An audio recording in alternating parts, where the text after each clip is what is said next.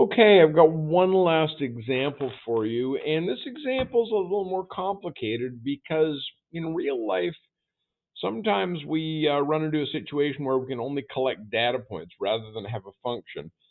So if you look off to the left, I've drawn up a table of values for you here, and what is happening is that dye is being injected into someone's bloodstream. And then the dye concentration is being measured at time intervals of 2 seconds. So how does this become useful? Well, what we're going to do is we're going to be able to actually calculate the how much blood flow a patient's heart is pumping out using this data. And the way we do that is with a little bit of quick unit analysis. If we take milligrams of dye and we divide it by the units of area,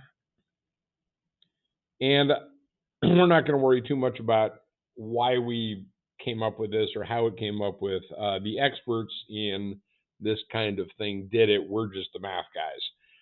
So what have we got here? Well, we've got milligrams of dye. And the units of area is milligrams of dye per liter of blood.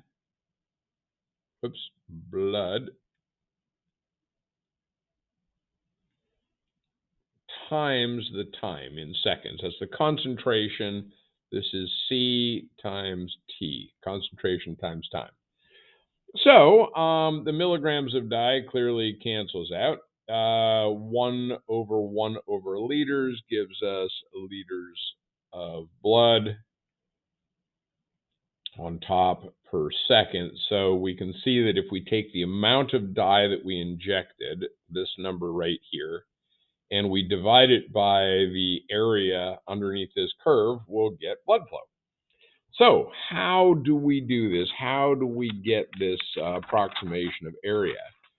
Well, we are going to take each slice and we are going to say, okay, let's look at the 5 to 7. Well, halfway between is 6. And so we'll average 0 to 3.8, which means that f of 6 is going to be 0 plus 3.8 divided by 2,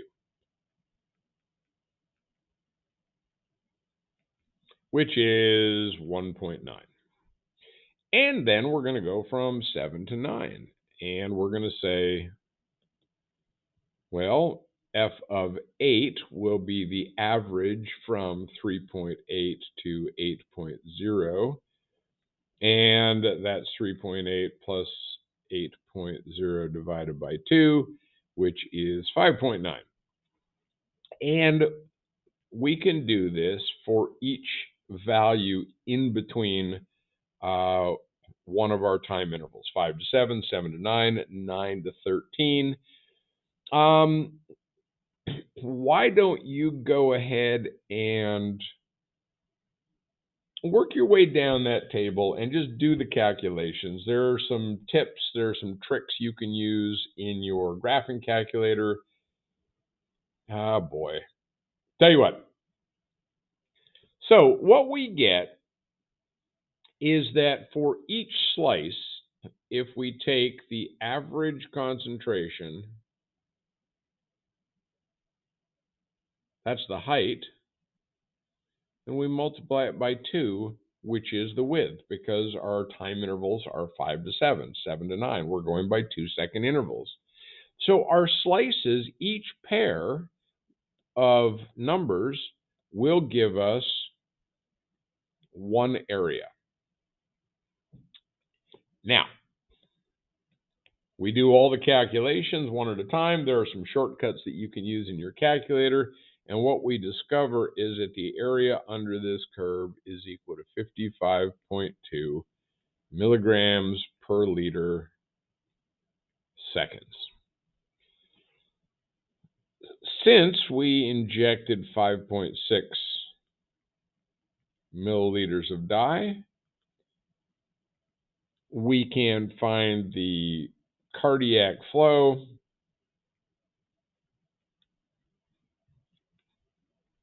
by taking 5.6 milliliters divided by 55.2 milligrams per liter.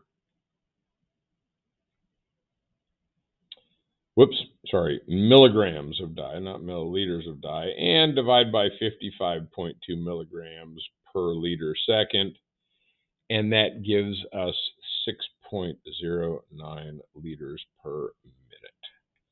We have now calculated how much blood this patient's heart is pumping per minute.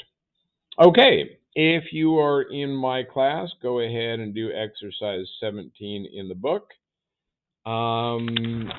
And hopefully you learned something. Thanks for watching.